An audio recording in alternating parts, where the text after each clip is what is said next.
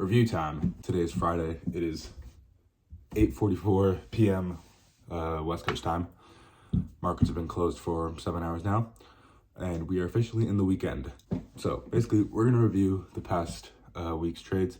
Took 5 trades, won 3, lost 2. Because of our parameters, make 100% every single win, lose 50% every single loss. We netted 40% of our initial trading value at a 60% win rate. Last week, we actually had a 60% win rate. So we currently have a record of 6-4, 6 wins, 4 losses, with a consistent win rate of 60%. As we know, this strategy, you make 100% every single win, and you lose 50% every single time you lose. So mathematically, as long as you stay above a 33.33, an ongoing percent win rate, you'll be profitable. We're currently at 60% win rate over the course of 10 trading days. So don't want to what's the phrase? Don't want to count my chickens before they lay their eggs, something like that, whatever. We're 10 days through, we're profitable. I don't know if the strategy is going to be perfect, but as of right now, it's showing really good signs. I'm gonna hit the laptop and we are going to go over the trades that we took and how I lost and how I won. So transition. Open.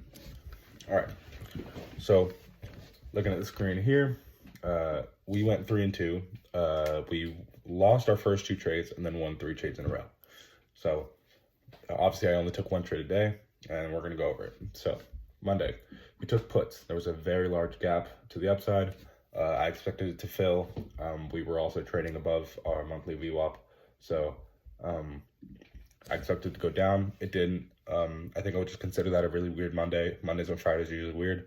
So not necessarily caring too much. That was the first day of the week. So I kind of went into this thinking I was going to lose my Mondays and Fridays and win my Tuesday, Wednesday, Thursdays, or at least win a majority of my Tuesday, Wednesday, Thursdays.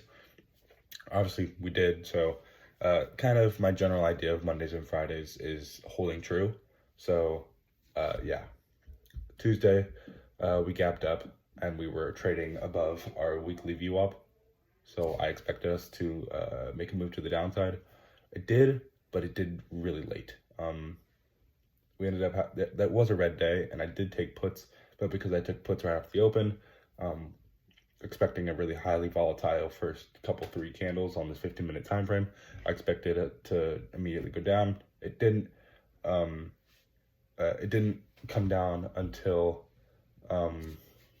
later in the day, almost around 1:30 Eastern time. So kind of a bummer, got stop lossed out, but at the end of the day, we only lost those 2 losses account for 1 win. So as long as we made 1 more win, we were break even. So I was not bummed at all.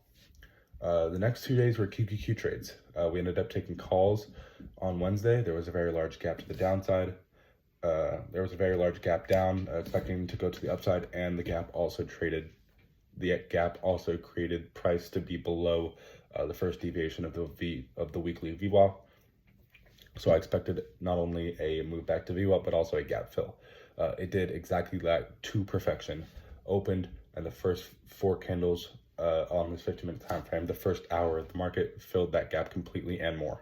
100% was fine. I did leave around, I want to say, another 100% on the table, but I don't think anyone can complain about making 100% on the trade. So boom, we're not break even in terms of strategy. Next day, we got QQQ puts. This was a really strange day. There was no gap to fill. There was no gap to fill. There was no news. There was no really big earnings. It kind of just was a continuation the next day.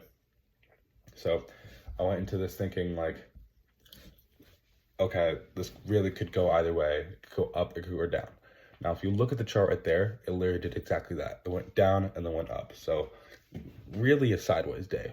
Ended up making the luck out, and we got puts. There was a small gap to the upside, so that's why I took puts. And we were trading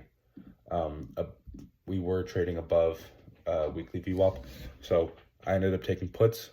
I wasn't really that confident in this trade, to be completely honest. I completely thought that this could really go to the upside and I could really lose this trade.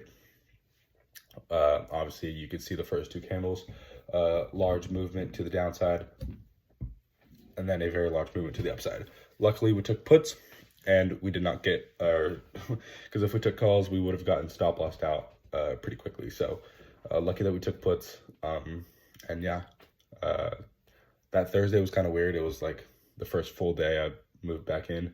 Wednesday was horrible. I was so sleep deprived. It was really bad. And obviously today's Friday trade was puts. It was a SPY put call. Now, this one was a little bit shaky. Had a very large gap to the upside. And actually, the first two candles were green candles. They ended up pushing all the way up to this third deviation of VWAP. And I was sitting here going like, we're at a third deviation of VWAP.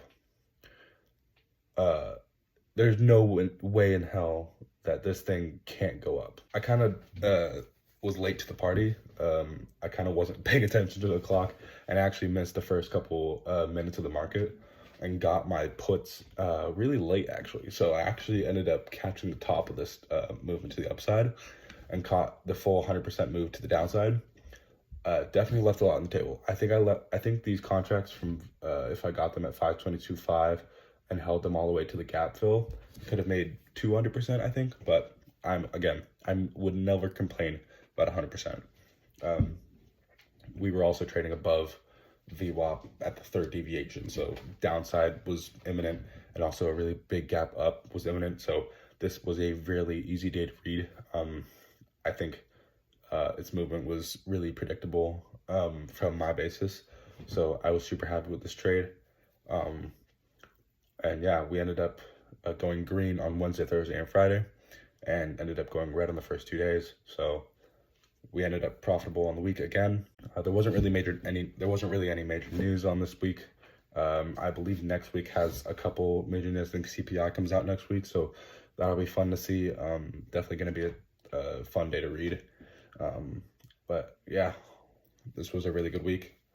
Obviously, I'm going to be scaling my risk management correctly and going to be not going full port every single position because that is bad risk management. Yeah, that's kind of the review. Went 3 for 2. So currently profitable with a win rate of 60% over 10 days. I will catch you in the next video. Toodaloo.